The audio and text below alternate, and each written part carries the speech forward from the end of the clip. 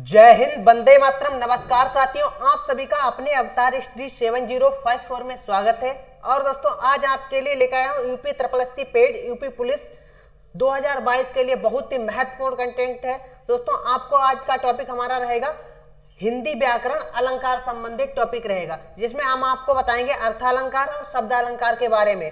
ठीक है दोस्तों, अगर ये दोस्तों आपने आज का क्लास अगर ले लिया तो अलंकार कभी भी नहीं आप भूलेंगे। इतनी बात क्लियर है दोस्तों। इसी के साथ अब बढ़ेंगे अपने टॉपिक की ओर। टॉपिक हमारा क्या है? हिंदी व्याकरण अलंकार। अलंकार से रिलेटेड आज हमारा टॉपिक है। तो सबसे पहले जानेंगे दोस्तों अलंकार का अर्थ क्या होता है। क्या दोस्तों जानेंगे अलंकार का अर्थ क्या होता है, इतनी बात जानेंगे। दोस्तों अलंकार की बात करते हैं तो अलंकार किन किन शब्दों से मिलकर बना है दोस्तों? अलम और प्लस कार, अलम धन कार से मिलकर हमारा क्या बना है? अलंकार। अब जानेंगे दोस्तों अलम का मतलब क्या होता है। अलम का यहां पर अलम की बात की जाए, किसकी दोस्तों? अलम की। तो अलम का अर्थ क्या होता है? आभूषण। आभूषण आभूषण होता है। आभूषण दोस्तों क्या होता है? किसी को सजाया जाता है आभूषणों द्वारा, तो दोस्तों आभूषण होता है। आभूषण क्या होता है दोस्तों? शोभा बढ़ाता है। वैसे ही हमारा अलंकार क्या है दोस्तों? वाक्य की शोभा बढ़ाता है। इतनी बात क्लियर हो गई। अब आगे बढ़ते हैं काव्य की। दोस्तों यहाँ पे बात करेंगे काव्य की शोभा बढ़ाने वाले तत्वों को अलंकार कहते हैं। काव्य हो गया या वाक्य, ठीक है दोस्तों। तो क्या शोभा बढ़ाने वाले को हम क्या कहेंगे दोस्तों? अलंकार कहते हैं। इतनी बात क्लियर हो गई। इसे दोस्तों सजावट भी कह सकते हैं। ठीक है दोस्तों, इतनी बात क्लियर। आगे बढ़ेंगे और अब बात करते हैं दोस्तों अलंकार के मुख्यतः कितने भेद होते हैं। क्वेश्चन हमारा बनता है अलंकार के मुख्यतः कितने भेद होते हैं। तो अलंकार के मुख्यतः बात की जाए तो दोस्तों कितने भेद होते हैं? दो होते हैं दोस्तों। भाई कौन कौन से होते हैं? पहला हमारा क्या होता है? अर्थालंकार। दूसरा होता है दोस्तों शब्दालंकार। अब दोस्तों पहले हम किसकी बात करते हैं? अर्थालंकार। अर्थालंकार क्या होता है इसके बारे में जान लेंगे और इसके कितने भेद होते हैं। इतनी बात क्लियर हो गई। देखिए दोस्तों बात करते हैं अर्थालंकार। तो अर्थालंकार के भेदों की बात की जाए तो कितने होते हैं?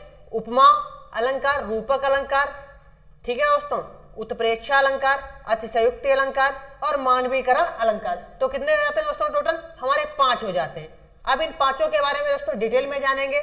आगे बढ़ते हैं। अब बात करेंगे दोस्तों अर्थालंकार में किसकी? उपमा अलंकार की बात करेंगे। सबसे पहले हमारा क्या है? उपमा अलंकार। तो उपमा की अगर बात की जाए, जब पंक्ति में योजक, क्या दोस्तों? जब पंक्ति में योजक चिन्ह, ये दोस्तों योजक चिन्ह हमारा है।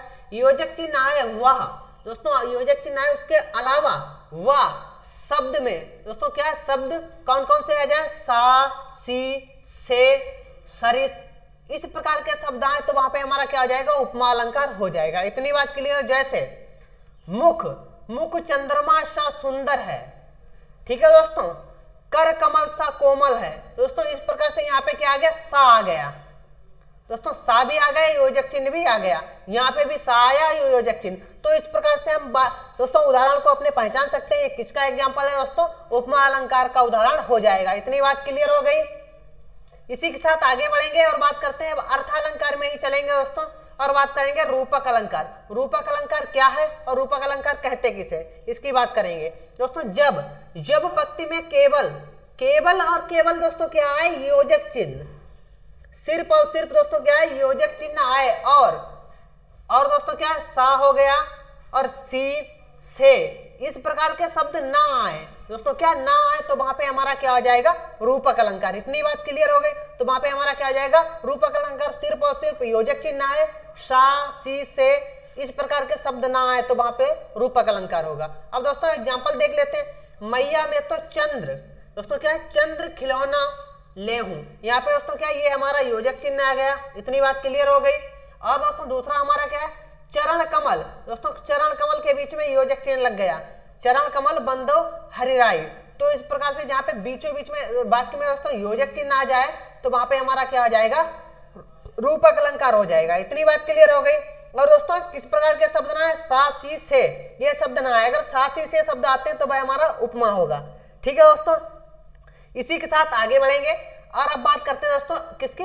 अर्थालंकार में उत्प्रेक्षा अलंकार के बारे में जानेंगे। उत्प्रेक्षा अलंकार होता क्या है और इसे इसकी पहचानने की ट्रिक क्या होती है ये जान लेते हैं दोस्तों। यदि यहाँ पे क्या है? यदि पंक्ति में मनु, जनु, मनहु, मानव, जनव, ठीक है दोस्तों, आदि शब्द आते हैं, इस प्रकार के शब्द आते हैं तो वहां दोस्तों क्या आ जाएगा? उत्प्रेक्षा अलंकार हमारा हो जाएगा। इतनी बात क्लियर हो गई।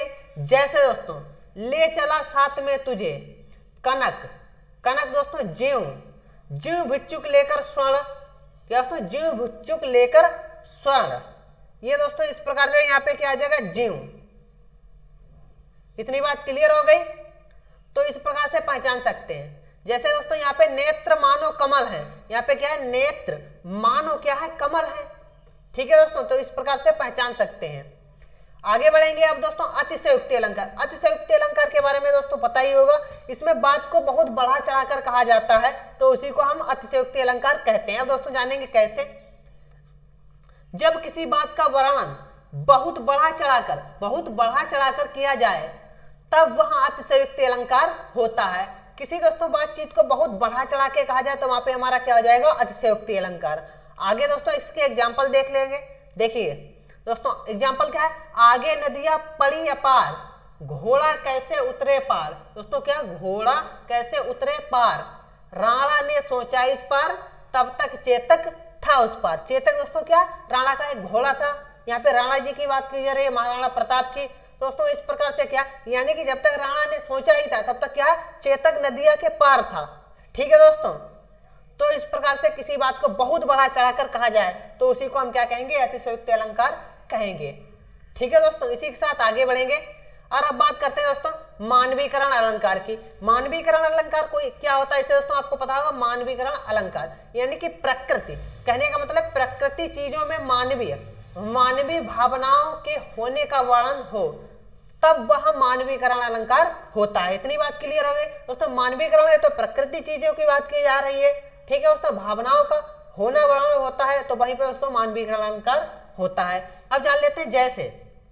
जैसे दोस्तों क्या, फूल हंसे, क्या दोस्तों, फूल हंसे कलियां मुस्कुराएं। ये दोस्तों असंभव है, फूल हंस सकते हैं और कलियां मुस्कुरा सकती हैं, ये दोस्तों असंभव नहीं है।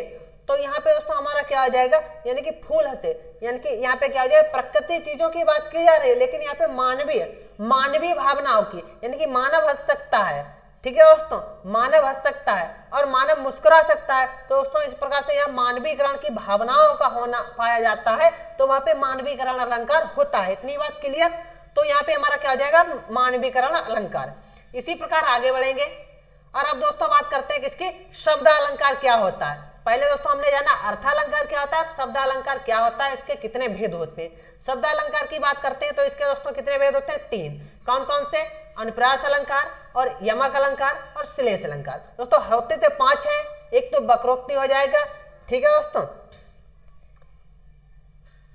तो दोस्तों इनके 5 होते हैं जो मेन होते हैं, जो एग्जाम में आते हैं, वह हम आपको बताएंगे। बस सिर्फ और सिर्फ 3 होते हैं। इतनी बात क्लियर। दोस्तों पहले जानेंगे किसके, अनुप्रास अलंकार के बारे में। अनुप्रास अलंकार कहते किसे, अनुप्रास अलंकार की बात करते हैं, किसे कहते हैं, वर्ण। दोस्तों क्या, वर्ण बार बार आए तो वहां क्या हो जाएगा, अनुप्रास अलंकार। कहने का मतलब है जिस वाक्य में वर्ण बार बार आए तो वहां पे हमारा क्या हो जाएगा, अनुप्रास अलंकार होगा। इतनी बात क्लियर होगी। जैसे दोस्तों, जैसे देख लें यहाँ पे 4, चंद्र की चंचल किरणें खेल रही थी किसमें दोस्तों, जल थल में। तो यहाँ पे क्या आ जाएगा, यहाँ पे चा वर्ण की आवृत्ति, यहाँ पे चा वर्ण की आवृत्ति और चा। तो दोस्तों इस प्रकार चा वर्ण की आवृत्ति कई बार हुई है तो यहाँ पे दोस्तों हमारा क्या आ जाएगा, अनुप्रास अलंकार हो जाएगा।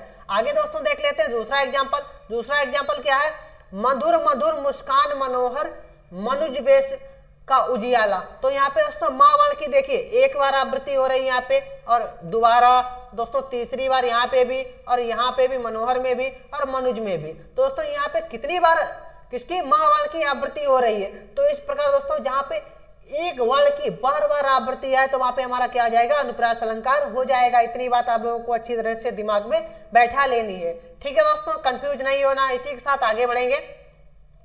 अब बात करेंगे दोस्तों यमक अलंकार। यमक अलंकार क्या होता है इसके बारे में जान लेते हैं।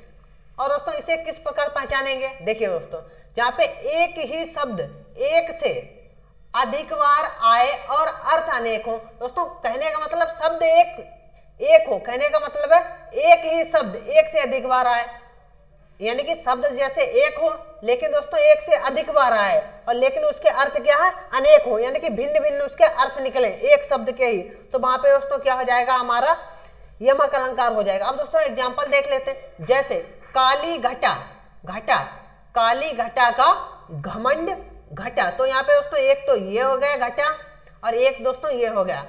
ठीक है दोस्तों, एक तो काली घटा जो बादल में काली घटा छाती है, उसके बाद में बारिश होती है तो वह काली घटा है। और दोस्तों एक घटा क्या हो जाती है, घमंड घटा, यानी कि घमंड घट गया। ठीक है दोस्तों, जैसे घाटा हो जाना है तो उसी को कहते हैं घमंड घटा। आगे बढ़ेंगे और बात करेंगे दोस्तों क्या, यहाँ पे क्या है, कनक, कनक ते 100 गुनी, मादकता अधिकाय, या खाए बौराध्य नर या पाए बौराय। तो दोस्तों यहाँ पे क्या हो जाएगा, कनक। एक तो एक कनक का मतलब दोस्तों क्या हो जाएगा, यहाँ पे जान लेते हैं, नीचे दोस्तों आपको बता देते हैं। एक कनक का मतलब हो जाएगा दोस्तों, कनक में क्या होता है, धतूरा, धतूरा हो जाएगा। और दूसरे कनक का मतलब दोस्तों क्या हो जाएगा, सोना।